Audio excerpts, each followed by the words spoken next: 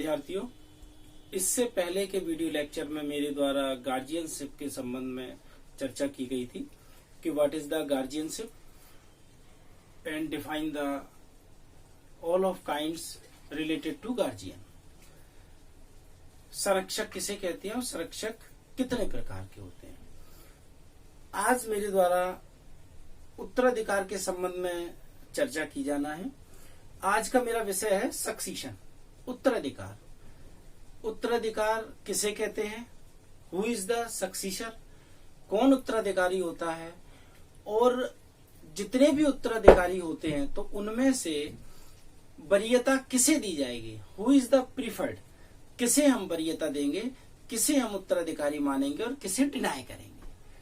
तो आज का जो विषय है कि उत्तराधिकारी किसे कहेंगे, उत्तराधिकार किसे कहते हैं और वरीयता यानी कि प्रीफर्ड किसे करेंगे।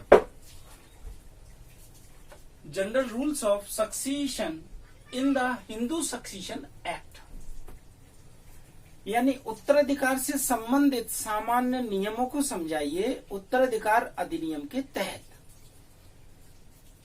कि उत्तराधिकार कौन होगा, किसको उत्तराधिकारी मानेंगे। तो यहां दो बातें पहले समझने की हैं कि उत्तराधिकार किसे कहते हैं और उत्तराधिकारी किसे कहते हैं। यानी उत्तराधिकार और उत्तराधिकारी, यानी कि what is the means about to succession and who is the successor. ये दो शब्द हम पहले समझ लेते हैं, फिर इसको समझेंगे। तो सक्सीशन समझाता हूं मैं, उत्तराधिकार किसे कहते हैं। मान लीजिए जब किसी व्यक्ति की डेथ लॉट ऑफ प्रॉपर्टी छोड़कर हो जाती है, एक ऐसा व्यक्ति जिसकी डेथ हो चुकी है और अपने पीछे वो लॉट ऑफ प्रॉपर्टी छोड़ गया है, तो जो लॉट ऑफ प्रॉपर्टी छोड़ गया है उसे उत्तराधिकार बोलेंगे। उत्तराधिकार यानी कि उसकी लॉट ऑफ प्रॉपर्टी पे जो उसका अधिकार था अब किसी और का अधिकार है। उत्तराधिकार यानी कि इनके बाद, ठीक, उस प्रॉपर्टी को जो व्यक्ति प्राप्त करेगा तो उसको जो अधिकार मिल रहा है वो उत्तराधिकार है। उस अधिकार को हम उत्तराधिकार कहते हैं। बट हु इज द सक्सीसर, उत्तराधिकारी होगा कौन, ये थोड़ा सा एक विवाद का विषय है, एक विवाद का प्रश्न है, और इसी प्रश्न को हल करना आज का विषय है कि उत्तराधिकारी कौन होगा। मान लीजिए एक व्यक्ति की डेथ हो गई और उसके बाद वो अपनी लॉट ऑफ प्रॉपर्टी छोड़ गया, लेकिन लॉट ऑफ प्रॉपर्टी के साथ वो अपने पिता को भी छोड़ गया, पत्नी को भी छोड़ गया, बच्चों को भी छोड़ गया, चाचा ताऊ इत्यादि कई सारे रिलेटिव्स उसके यहाँ हैं। अब उसकी जो लॉट ऑफ प्रॉपर्टी है उसके लिए सभी लोग आगे आकर खड़े हैं कि इस लॉट ऑफ प्रॉपर्टी पर हमारा अधिकार है। तो बात अगर हम सक्सीशन की करते हैं, उत्तराधिकार, तो उत्तराधिकार किसका होगा, जो संपत्ति को प्राप्त करेगा।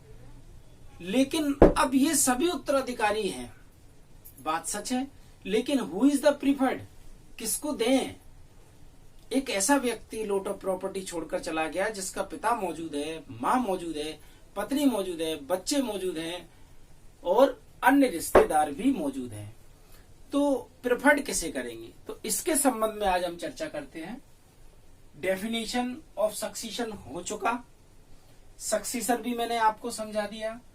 सेकंड, जनरल रूल्स ऑफ सक्सीशन, उत्तराधिकार से संबंधित सामान्य नियम। Number first, full blood preferred, यानी जो रक्त के संबंध हैं, जो रक्त से जुड़े हुए हैं, उसे हम सबसे पहले प्रेफर्ड करेंगे, सबसे पहले लेंगे। व्हेन टू और मोर देन, जब उत्तराधिकारी दो या दो से अधिक हों। राइट टू चाइल्ड इन वूम, जब एक बच्चा गर्भ में हो। सिमुल्टेनियस डेथ, जब दो लोगों की एक साथ मृत्यु हो गई हो। थर्ड, डिस्क्वालीफाई हायर्स, अयोग्य उत्तराधिकारी, सर्टेन रीमैरिज, जिसने तुरंत विवाह कर लिया हो, मर्डरर, हत्यारा, कन्वर्शन, जिसने धर्म परिवर्तन कर लिया हो। तो नंबर फर्स्ट हम समझते हैं फुल ब्लड प्रीफर्ड। मान लीजिए एक व्यक्ति की डेथ के बाद उसने जो लॉट ऑफ प्रॉपर्टी छोड़ी है उसमें कई सारे सगे संबंधियों को छोड़कर गया है, तो सबसे पहले जो उत्तराधिकारी की रोल में हम जिसको लेंगे वो होगा फुल ब्लड। फुल ब्लड यानी कि मान लीजिए एक उदाहरण देते हैं, किसी पिता का देहांत होता है और पिता के देहांत होने के बाद दो या दो से अधिक भाई हैं या दो या दो से अधिक भाई बहन हैं और अन्य रिश्तेदार हैं। तो ऐसी स्थिति में जिस पिता का देहांत हुआ है उस पिता की जो विवाहित पत्नी है उस पत्नी से उत्पन्न सभी संतानें फुल ब्लड मानी जाएंगी। यानी एक ही मां से उत्पन्न संतानों को फुल ब्लड कहते हैं। आपस में रक्त का संबंध उन्हें बताते हैं कि इन सभी भाई बहनों का रक्त का संबंध है और ये सभी सबसे पहले उत्तराधिकारी माने जाएंगे। लेकिन कभी कभी ऐसा होता है कि जिस पिता का देहांत हुआ उस पिता की 4 पत्नियां थी, तो क्या चारों पत्नियों से उत्पन्न संतानों को वरीयता दी जाएगी? नहीं। Who is the valid wife? जो वैलिड वाइफ है, जो विधिक पत्नी उनकी रही है, जो विधिक पत्नी की हैसियत से रही है, जो सबसे पहली पत्नी है, उसकी जो संतानें होंगी वो उसमें लीगल एंटाइटल होंगी, वो फुल ब्लड मानी जाएंगी। अदरवाइज हाफ ब्लड मानी जाएंगी, उनको प्रिफर्ड नहीं किया जा सकता। सेकंड, व्हेन 2 और मोर देन, जब 2 या 2 से अधिक उत्तराधिकारी हों तो ऐसी स्थिति में क्या करेंगे? जाहिर सी बात है, जब 2 या 2 से अधिक उत्तराधिकारी हों और एक ही पिता के हों, रक्त से संबंधित हों, फुल ब्लड से जुड़े हुए हों, तो दोनों को समान भाव से समान रूप से बंटवारा कर दिया जाएगा। राइट टू चाइल्ड इन वूम, मान लीजिए कि पिता का देहांत होता है और उसका एक लड़का होता है और एक लड़का अभी गर्भ में है, यानी कि उसकी पत्नी के गर्भ में भी एक बच्चा वो छोड़कर गया है, तो लॉट ऑफ प्रॉपर्टी किसको मिलेगी? जो बच्चा है उसको या जो गर्भ में उसको या दोनों को? तो ध्यान रहे, पिता कितनी भी संतानें छोड़ जाता है उन सभी संतानों को, और जिस संतान को वो गर्भ में छोड़कर गया है वह संतान भी बराबर का हक रखती है। अगर 2 लड़के छोड़कर गया है, एक की उम्र 18 वर्ष और एक की 14 वर्ष और एक गर्भ में, तो ये तीनों को समान रूप से समान भाव से बंटवारे में बराबर लॉट ऑफ प्रॉपर्टी मिलेगी। सिमुल्टेनियस डेथ, ये थोड़ा सा समझने वाला प्रश्न है। जब 2 या 2 से अधिक उत्तराधिकारी हों और किसी एक्सीडेंटल केस में, गॉड ऑफ एक्ट के मामले में डेथ हो जाती है, 2 या 2 से अधिक उत्तराधिकारियों की एक साथ डेथ होती है, तो जिस तरह पिता का देहांत हुआ दोनों भाइयों का अधिकार था, अब दोनों भाइयों की भी डेथ हो गई, तो अब उत्तराधिकारी कौन होगा? ऐसी स्थिति में ये माना जाता है कि उन दोनों में जो बड़ा होगा वो पहले मारा गया और दूसरा बाद में, तो जो दूसरा बाद में मारा गया वो उत्तराधिकारी माना जाएगा और उसके बाद लॉट ऑफ प्रॉपर्टी उसके बच्चों को जाएगी।